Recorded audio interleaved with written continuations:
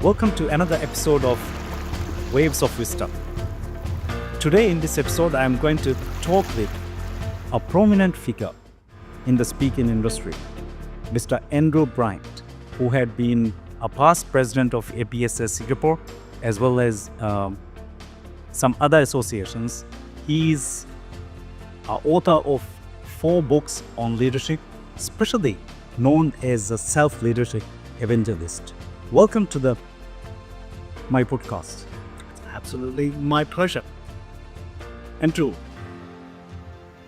how are you today?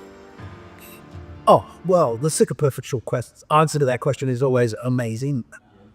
But if you want to dig deeper, grateful you and I are having this conversation in Maldives. It's my first time to Maldives. We did a speech this morning, which I believe went well, so I'm feeling pretty good. Yeah. Welcome to Maldives. In fact, I was lucky enough to attend and listen to your speech, and I would say it gave me a lot of insights into which even I grabbed some of your books and works, and I have been following you on LinkedIn for over 5 years now. And I think you are doing an amazing job in sending this message of self-leadership and the importance of leaders leading themselves.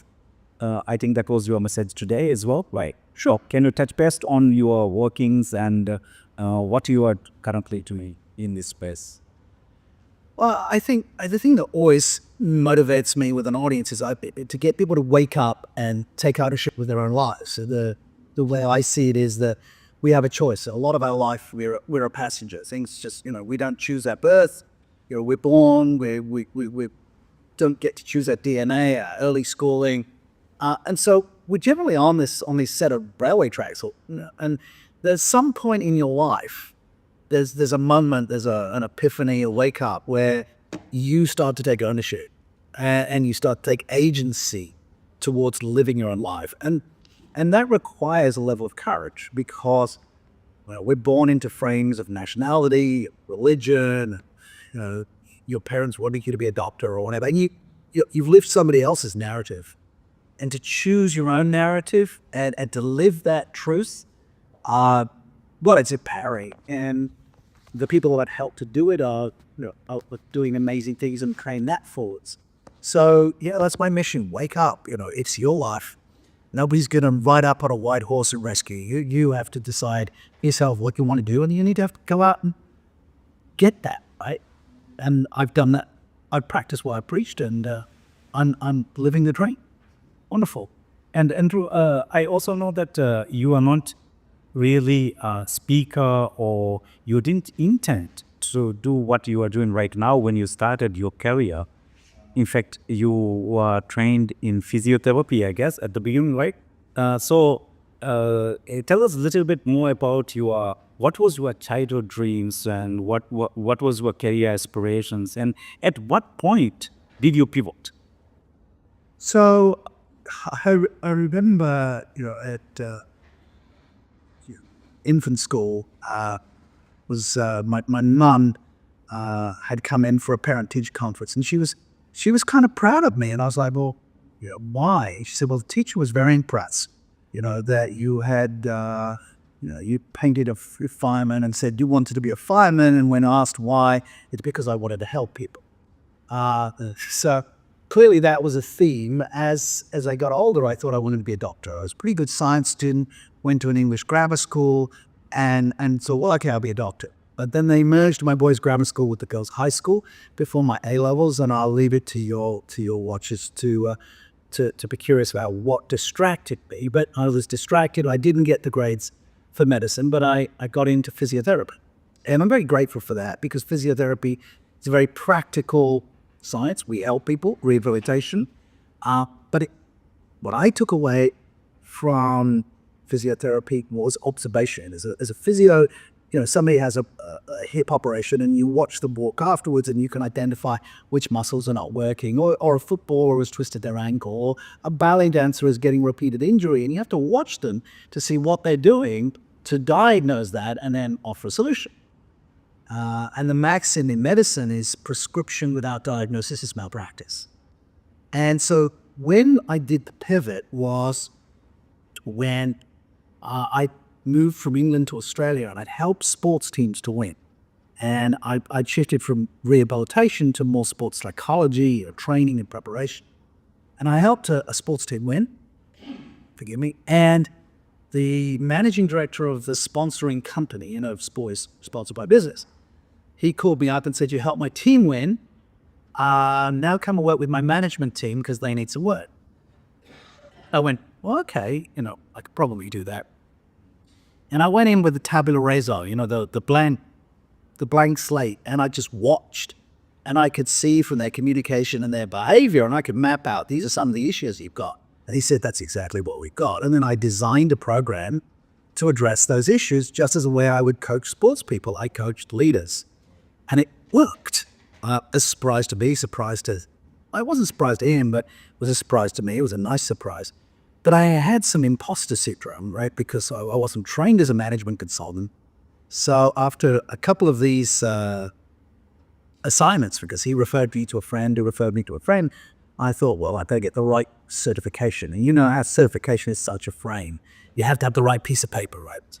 So I went off to do an MBA at University of Western Australia. And I was enjoying that, but I found it very prescription-based, right? Just as, you bring in one of the big consulting companies and they go, "Well, this is the way we do it," right? And they prescribe it. Either we're going to centralize or we're going to decentralize.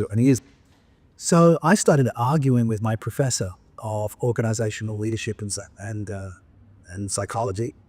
And he enjoyed my arguments, it was a good professor for that. He wanted you to interact. And one day he said to me, "Andrew, you got some good ideas. You should do your own research and write your own book." And the rest, as they say, is history. I'm working on my 5th book right now. Amazing. And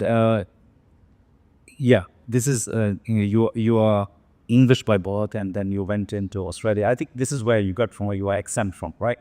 Australia. Well, I could turn on my Australian accent really strongly if you like, but no, I had a quite posh English grammar school accent, and I went to Australia in 1985, mostly to surf and windsurf. And I remember, big wave at Margaret River in the southwest of WA, and I said, "Oh, that was jolly good wave." And somebody went, "Can you do a bit surfing still?" No, You just try some in Maldives. no, I broke my neck and my back windsurfing a wave, and so yeah, I retired. My body retired me. So yeah, all I do now is go for long treks in Portugal. Yeah. Okay, right. So how your journey, this journey has evolved from the time you wanted to become a management consultant, and up to how many years now you have been doing what you are doing now? So I've been speaking globally for 26 years this year, and I think coming to the Maldives, I think this is my 39th country. I'll have to do a quick tally up. I think this is my 39th country that I've spoken in. Yes. It's great, right? So what was that fuel, or what is that thing which keeps you going without stopping this? Some people comes into even the professional speaking business and then they quit after a few years. You must have seen about in Victoria, right? So what keep you going? How far do you think you are going to go? Okay. For the real story, so I need to take it back to 2000. So as a physiotherapist, I worked in hospitals and then sports clinics in England. And then when I went to Australia, again, I worked in clinics, and then I got my own clinic, and I had 3 clinics. And then I wanted to expand and have a wellness center, and I invested all my money in creating a wellness center, which is like a gym for people that don't normally go to gyms, right? So, the gym's full of those big guys with huge muscles in front of the mirror. I wanted a gym for people who were worried about getting osteoporosis. So I had this vision, and I invested all my money and time into building this wellness center. But then the fitness industry in Australia was disrupted by low-cost gyms coming in from outside the country. And the business was disrupted. And so in the year 2000, I went from wealthy, owning houses and driving Range Rovers, to $300,000 of debt. I ended up losing, cost me a marriage because I was miserable. I lost my dream and vision of being the CEO and I was living in a backpackers hostel in King's Cross, which is not a nice, or wasn't a nice area, said me that. And, I really thought my life was over. And I went up into the Blue Mountains, lovely mountain, big hills outside of Sydney, and I'm doing a trek, and I sat on this rock, and I, I mean, I wasn't purposely meditating, but I was in that meditative state, but my eyes were wide open, and I got clear as if I was looking at it. I saw a pond, and I saw a droplet hitting that pond and the ripples going. Now, I'd already started giving some talks when I was playing the fitness center because, I had insights on health. And when I saw these ripples, I went, that's my purpose, right? It's not about me being the CEO. It's about me influencing other people, and those ripples come out. And that really is my purpose, right? Whether it's a cliche or it's a vision. I don't think about it much, except when I'm asked this question: what keeps me going? Is the people that I touch and influence. They write to me, they thank me. I get invited to go around the world and speak because somebody read my book. I went to Iceland a couple of years ago because somebody read one of my books 10 years previously. And so it's being in front of an audience I see as, well, it's such a privilege to have that moment to speak into somebody's life. And, there were 350 people to the audience today. If one of them changes their life and their trajectory because of something I said, well, then that's a ripple in the pond. And, I've spoken to much bigger audiences than today. And that's what keeps me going. And so it's a huge privilege to do this. And I'm grateful for that privilege. And that's what keeps me going. Thank you for all the good work you are doing for the humanity. And I think this is the reason why I am also conducting this podcast interviews lately. And I find it fascinating in people whom I have called, who has become unretiarable. So I see you as someone who is really unretireable. And this is actually a common character or common phenomenon I see across the people whom I categorize as unretireable. They have found their purpose and they are living their purpose. So I'm wondering if living with a purpose gives you a reason not to become unretirable. Or not to become retired. Well, you've got to define what retirement is. Retirement is stopping, having to work, and choosing not to work. Who was it that said, that the work is love made manifest, right? So this is a work to me. So, I retired from having to work a long time ago. Now, I still have, kids at university, and so I still need to generate revenue. I have, despite going through a couple of financial crises in my life, I put some money aside and was able to buy a property in Portugal, cut down my living expenses compared to Singapore. So, I'm fairly frugal, and one of my great pleasures in life is travel, and one of the big plus sides of being a global speaker is somebody else buys the ticket, and then I go somewhere, and if it's a nice if it's a nice venue, my wife comes and joins me. My wife is here. Surprise! My wife is here with me in the Maldives. But I was in Hong Kong a couple of weeks ago, and she's like, I don't want to go there. So it's not work for me. Well, this is not for honeymoon. I guess you are, but you were second honeymoon. Well, my wife, we're going to be here for Valentine's Day. We've been married 10 years. I dropped him to a thief from Lux Resorts, and hopefully he does something nice. Good idea. Take credit for it. So I'm sure they will. I'll take credit because Lux, the theme of Lux Resort is also about celebrating life. Yes, about it. And what a great alignment of missions. So yeah, I think you're absolutely right. Maslow's hierarchy of needs. We move up from safety and security up through self-esteem, and right up to self-actualization. Self-actualization is living a life of purpose, a life of meaning, and we have to generate that meaning for ourselves. Something take community from some organized faith or conviction, but I think people who are self-actualized find their own meaning. And so, why retire, right? When I'm not on the road, I'm writing books or going for a walk and looking after my own health. So I'm out of the 9 to 5 grind. I mean, I've been out of that for a long, long time. And if I stopped working, I think the entropy would kick in, and I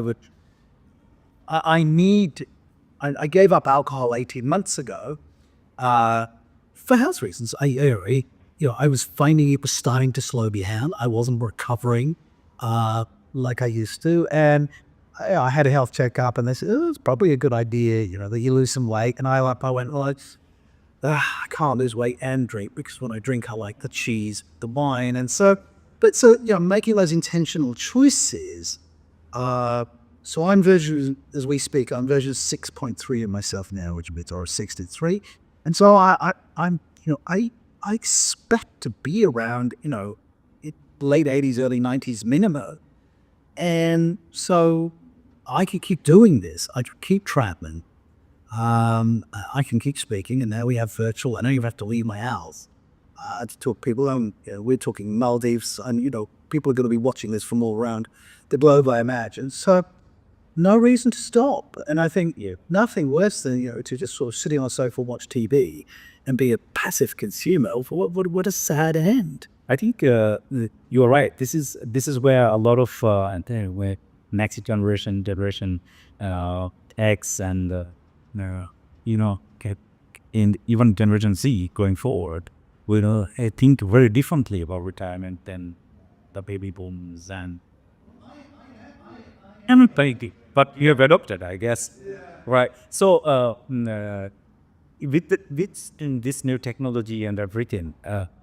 What do you think is the future of retirement is going to be like? Do people need to, especially this message is for people who are in their mid-careers, or when is the right time for them to start thinking about their retirement, or what I call is the unretirement plan? Okay. So in terms of the coaching I've done with senior leaders, I've noticed a little bit of a pattern, right? So people have this goal to achieve some level of career success. So let's say it's to join the C-suite, the CBO, CEO, chief people officer. But they get there, and then they haven't thought about after that. And so that adrenaline rush is gone. It's a bit like, wives plan the wedding, but they don't plan the life after the wedding, right? The wedding's spectacular. And the reason I had that thought is we walked past a wedding display on our way to life today, right? So it's all about the wedding, but not about the marriage afterwards. And I think a lot of us think about this career goal. I want to achieve this title and this income or this house or whatever. And they don't think about what's after that. And their identity gets very wrapped up into the title. So you notice that, majors and brigadiers, and we have a good friend who's a brigadier. They maintain that title after they're no longer a brigadier because they're so wrapped up into that military title. Doctors always, they stop practicing medicine, but they're still doctor because that's very much their identity for. I think if you're watching this and you're wondering when's the right time to retire, the right time to retire from having to work is when you've actually got an identity that is going to sustain you to that. Because if your identity is locked into the work that you do, if you stop that, you die very quickly. And in fact, dentists have terrible mortality rates. Doctors generally die very quickly after they retire because they've got nothing to live for. So at some point... So that is where the purpose of life becomes so important, right? As you mentioned earlier. You've got to find some value. And typically, the passion and purpose that keeps people going is one that goes beyond themselves, right? So, initially, mid-career, right, where, it's all about us. I want to buy the nice suits, or I want to buy the nice car, or I want to make sure my wife has the jewelry, or whatever it is driving that. But we transcend that at some point and find that our real value is the impact we have on others. And that is so nurturing and sustaining. And that's what keeps people going. I mean, you look at, a few months ago, Jimmy Carter, the president, former president of the United States, you would think becoming president of the United States is pretty much a career highlight. But it was what he did after his presidency, which was so impactful for building house for humanity. And from that respect, I think he's a real role model of going beyond, whereas other people, their whole identity is wrapped around would be the president or the past president. Or the past president. Yeah, well, I'm a past president. Yeah, so yeah, past president of Singapore and of Spain. But yeah, no, I'm not even wearing my president's pin today, right? Yeah. So one of the words you introduced just now is really one of the questions which I wanted to ask in the next as well, is about passion. Yeah. How important it is that for us to keep going for the later years of our life and continuing, and like you said, to create an impact in the world, to align our passion with our purpose. How important that is. Well, it's a leading question because the way you frame that is, I have to agree with you. It's important. I quite like the word enthusiasm because it comes from the Greek entheo, spirit filled. And I'm actually not a religious person. But, the sense of, for me, there's a sense of spirit. I mean, in fact, the word spirit actually comes spiritus, which means breath. And as long as I'm breathing, right, then I'm turning up. So I think when people lose their enthusiasm, when they lose that inner glow, right, you see people with the bright, shiny eyes and in their old age, or latter years perhaps, is because they're breathing in life. So passion is an important word. I just think it tends to get overused. And I think also, all of these entrepreneurs say, find your passion and work on that and you never have to worry about money. Well, that's not necessarily true. And so that's why I guess the word passion I'm a little sensitive around, because you find something you're good at, right? Very important. Find something you're good at. Because if you're not good at it, you're not going to persevere, right? Find something you're good at. Find something you like doing. 'Cause we don't always like and love doing what we're good at. Sometimes we're good at something, but we don't like it. And then the third point is find something people will pay you for or adds value to people's life. So now you have, the three circles of the Ikigai, which is the Japanese overlapping Venn diagram, right? The fourth circle, of course, is a community-based one that adds value to the world. So passion is, that joint, competency plus love of that competency plus adding value, right? And then there's a return on value. And so, I mentioned I still need to generate revenue because I'm paying for university fees. But for me, revenue is also about a value exchange. I will do pro bono work around for the right cause if I'm valued for. I mean, if I can add value and that value is recognized. Yes. Right. I never believe in giving something to somebody if there isn't a clear, contract around the reciprocity of that value. All right. Yeah. So I think that is, that's a beautiful way you have put that, actually, how you connected with your passion or what you are good at. Yeah. And into something you can actually contribute and add value to the community. And in return, they value. Yes. So value can be in different forms. Yeah. So how are the ways people value your work in the way? Well, you asking me for this podcast, the fact that you followed me for 6 years on LinkedIn, I mean, I'm not driven by ego. I mean, I'm not ego needy, right? But it's still nice to know that somebody recognizes you, right? Why is business class so popular, rather than economy? Now, sure, the seats are bigger, the food is better, but when you get on a flight, if you're economy, you're a seat number, you're 27 Ks, right? You get on and you're a number. And if you overhear the stewardesses or the steward, they're saying, oh yeah, tomato juice for 27K. If you're in business class, oh, welcome back, Mr. Bryant. Here's your seat, Mr. Bryant. Now, I don't know a human being on the planet who doesn't enjoy that level of recognition, right? Right? So when I walk into somewhere and they know who I am, they know what I've done, it's a warm feeling. I kid thee not. It's, at the same time, I live in a little village in Portugal. Nobody knows who I am already, and I'm cool with that as well. But if I'm going to add value, if they know who I am, then I have a leverage, right?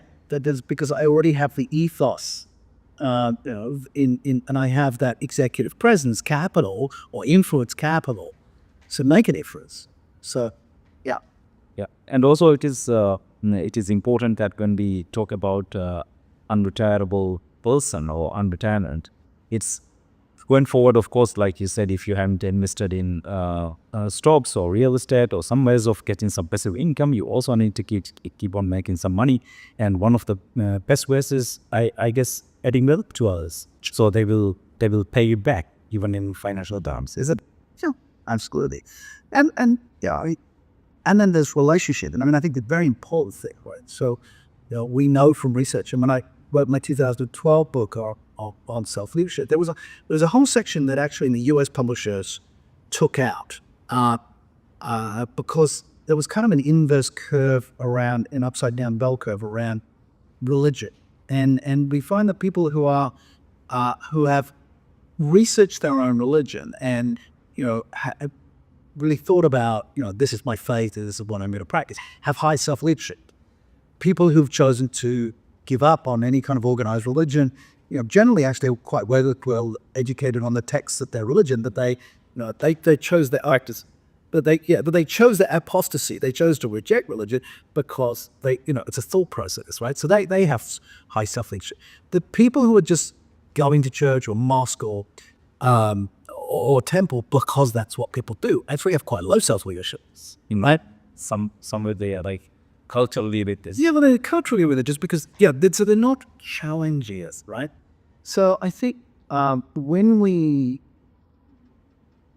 choose to be the driver of our own life, whether we accept or reject the religion of our birth or we choose atheism, it's that cognitive experience. And the hard thing for the generations coming up right now is to know what is my truth, because it's filtered through social media, right? It's not real unless you've done an Instagram post on it, right? Or TikTok or whatever. So, they're externalizing their identity very much.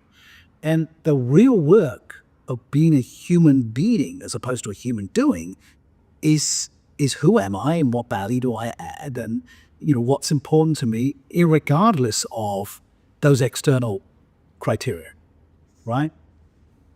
I think you explained it very well. Yeah, I think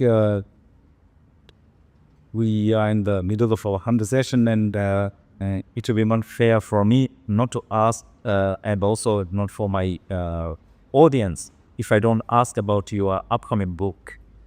Can you explain a little bit what the theme is around and how it can benefit your audience? So I'm very fortunate that Wiley, who is a top publisher, came to me and asked me if I was working on anything. And I was like, well, I'm flattered. And yeah, actually I am. And they said, well, tell us what you're working on. I said, well, when I coach very high-performing individuals, they often say to me something like, Andrew, my biggest fear is not living up to my potential. And I thought, well, that's interesting that people that externally seem successful still have an internal, calibration that there must be more. Now, that's distinct from imposter syndrome, which is an external, right? I feel like an imposter because I'm comparing myself with some of the extra. But the internal potential, there must be more that I have to achieve. Secondly, we're at an HR conference. I speak at HR conferences around the world. And human resource people are always, how do we get the potential out of our people? How do we get the maximum potential? And then being in my seventh decade, I'm concerned as a father, what's going to happen to my children in terms of what's the potential for humanity? Are we going to destroy ourselves? Are we going to break up back into Mars? Well, I don't think it's going to be. I mean, we've got this planet, right? But there's a rise of right-wing nationalism around the world, and people wanting to create insular states and with their own private police. What's the future for humanity? And yet you mentioned AI, biotech, what is the future? So my questions were around potential. And it dawned on me in a conversation with a good friend, fellow speaker, Frederick Harron. We were chatting about that. This was my inner theme, and I said, well, when you come up with an idea, you conceptualize it. If you make it important to you, you prioritize it, and if you want to make it bigger, you maximize it. So what you need to do with your potential is to potentialize it, and so Wiley said, we love it. We love the idea. And they said, when can you get us the manuscript? And I said, I don't know, middle of next year, which will be July this year. And so I'm on notice that I have to deliver that manuscript. It will be published in January 2026, and it's called Potentialize. This is very interesting, and I think I 100% as a executive who has worked for last 10, 15 years at executive level positions. This really relates to me as well. This is an inner question which I always ask: is there more potential to be? Yeah. What can I do more in terms of adding value to others, in terms of contributing to the world? And even I'm at a stage now in my life which I started questioning what I can do to continuously. And I think that is what led to even us forming the all this Professional Speakers Association, getting the community together to ensuring actually we take other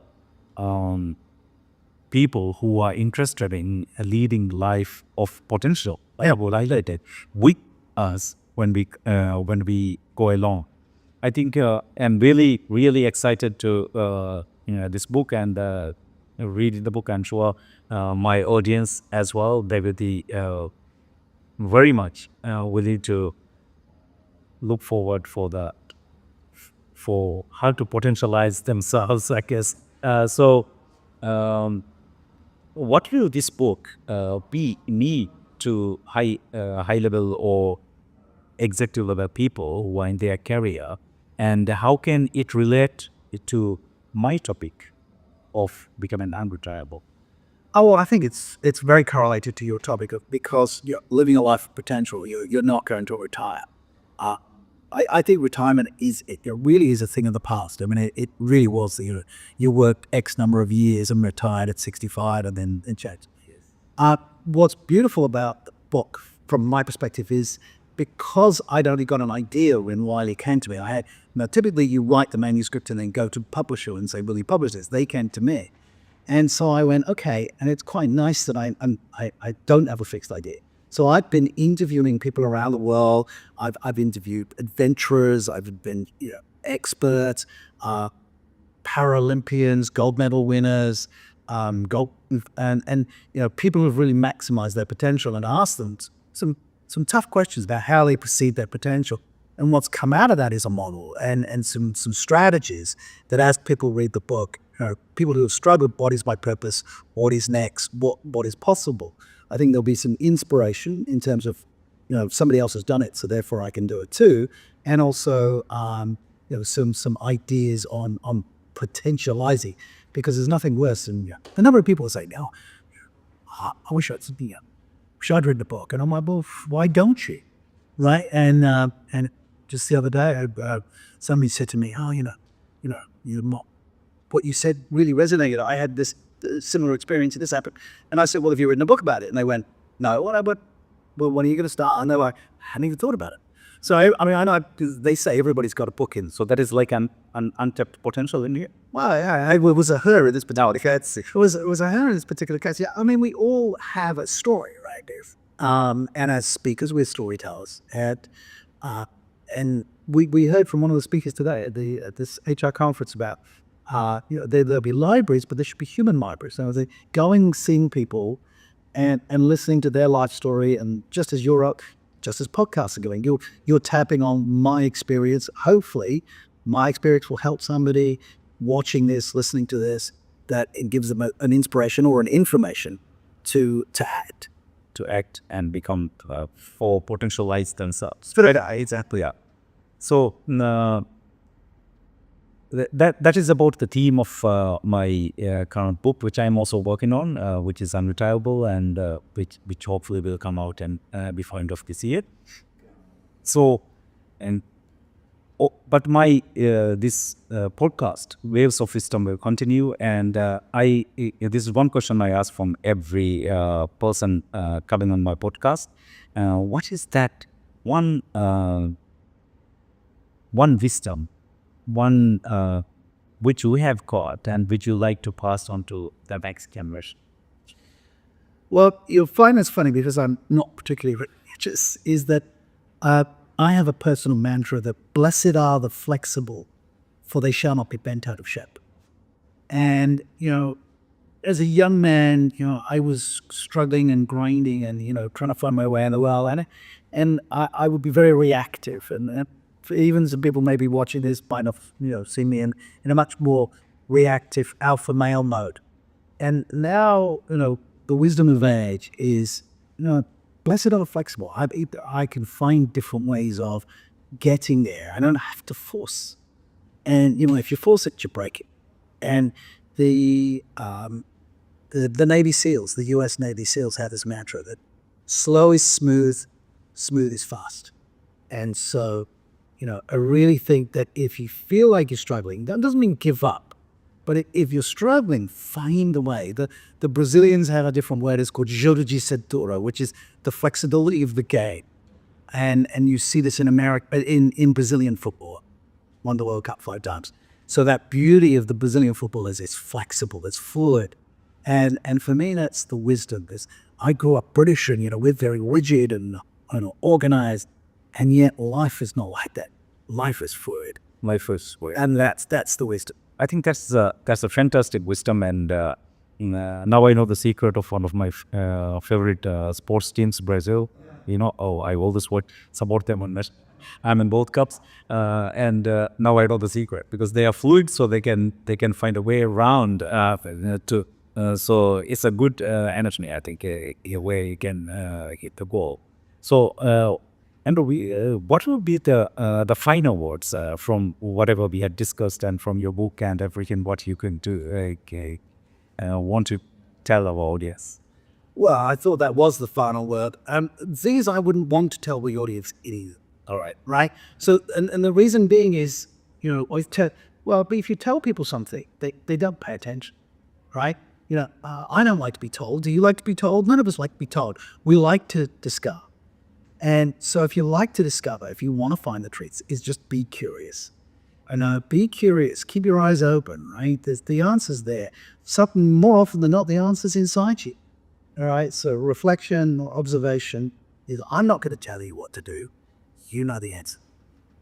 All right. Thank you very much, Andrew. It has been a great pleasure talking to you on this. And for my audience, until we come back with another episode, be curious, as Andrew says, and find your potential and potentialize yourself. Have a wonderful day until they come back again. Thank you.